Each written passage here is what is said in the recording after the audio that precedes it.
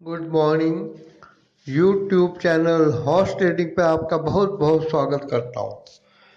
नेपाल और भारत के संबंध इस टाइम काफ़ी गर्म माहौल में है और इसका जिम्मेदार वहाँ के प्रधानमंत्री ओली को ही माना जाएगा, क्योंकि वही गलत बयान कर रहे हैं।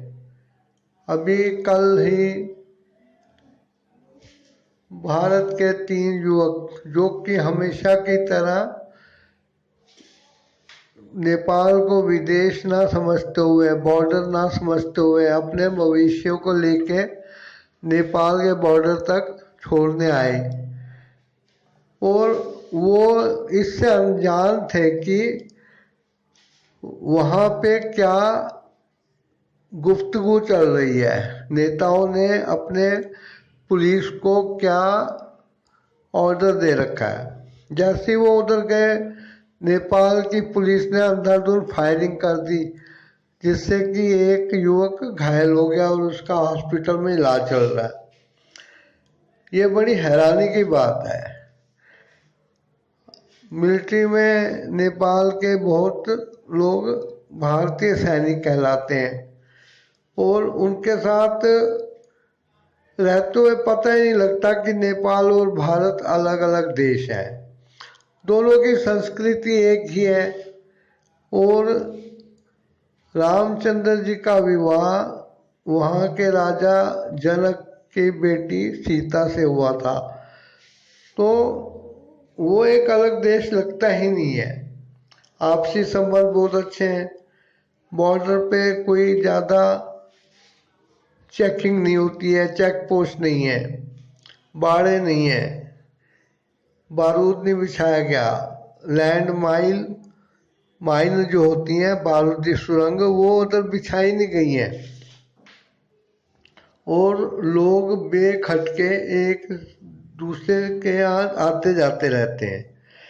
लेकिन चीन, जो कि दुनिया का दुश्मन बना हुआ है, और उसने अपने फायदे के लिए कोरोना वायरस का आविष्कार किया और चुपचाप उसको पूरे दुनिया में फैला दिया। जो जो देश उसको दुश्मन लगते थे, उन सब में उसने कोरोना वैक्सीन ना बने इसका भी बंदोबस्त किया और वहाँ लाखों करोड़ों की संख्या में पूरी दुनिया में लोग पॉजिटिव गिने जा रहे हैं।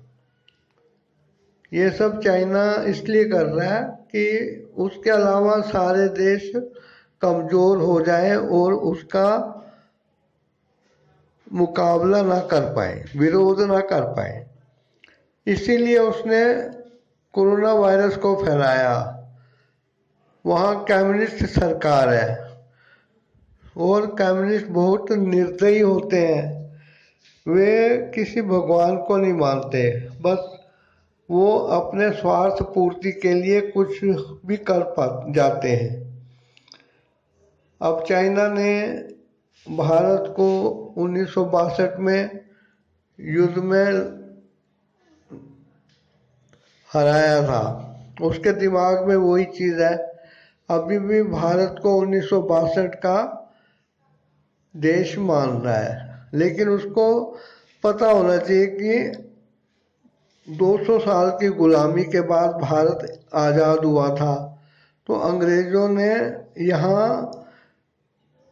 हथियारों और उनकी खरीद फरोख्त करके हवाई जहाज बना के भारत में नहीं छोड़े थे और भारत बहुत कमज़ोर स्थिति में था। उसके बाद उसका एक बहुत बड़ा टुकड़ा ज़बरदस्ती पाकिस्तान बना दिया गया था।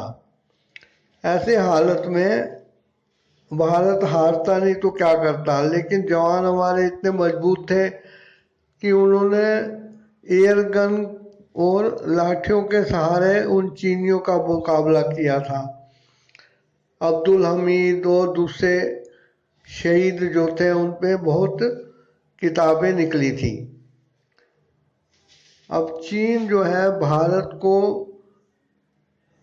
सीधा सीधा हरा नहीं पाएगा, तो उसने भारत के आसपास के देशों को आर्थिक सहायता उधार वाला देकर उनके यहाँ प्रोजेक्ट लगा के अपनी तरफदारी में लाने की कोशिश की है, और उसमें सफल भी हो रहा है। क्योंकि नेपाल भी कम्युनिस्ट सरकार के द्वारा चलाया जा रहा है, तो वे तो चाइना की तरफदारी करेंगे ही। वहाँ के प्रधानमंत्री ओली आए दिन भड़काऊ बयान देते रहते हैं, और वो चाहते हैं कि किसी तरीके से भारत उन पे हमला करे, नेपाल पे। लेकिन भारत नेपाल पे क्या कहीं भी हमला नहीं करेगा। हाँ, यदि नेपाल ने हमला कर दिया तो फिर छोड़ेगा भी नहीं। इसका जो इलाज है, मतलब कि नेपाल का इलाज क्या है, ये सवाल यदि उठाया जाए तो नेपाल का इलाज करने का कोई मतलब नहीं है। क्योंकि नेपाल नेपाल है और भारत का मित्र रहा है, एक ही संस्कृति रही है, रिश्तेदारी का संबंध है, रोजी रोटी का और बेटी का संबंध है।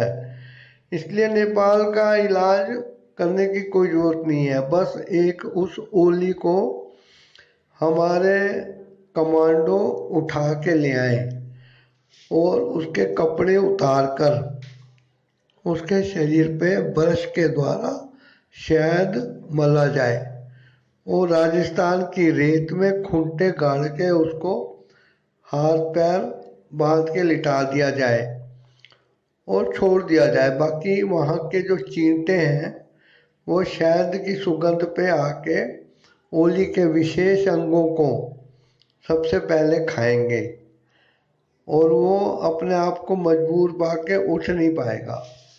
एक यही इलाज है कि वहाँ जो है ओली को प्रधानमंत्री पद से हटा दिया जाए, क्योंकि ओली कम्युनिस्ट है और उसी के देश के लोग उसका विरोध कर रहे हैं, जैसी स्टेटमेंट वो भारत के प्रति देता है।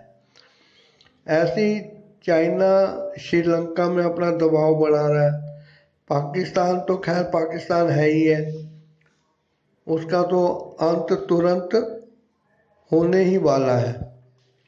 और फिर पाकिस्तान में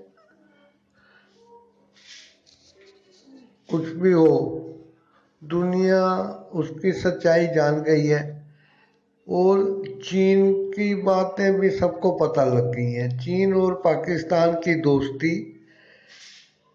वही है जैसे दो चोरों की दोस्ती हो, जेब कतरों की दोस्ती हो, भी मैं मोबाइल निकालूंगा और तुम बस से लेके उतर जाना।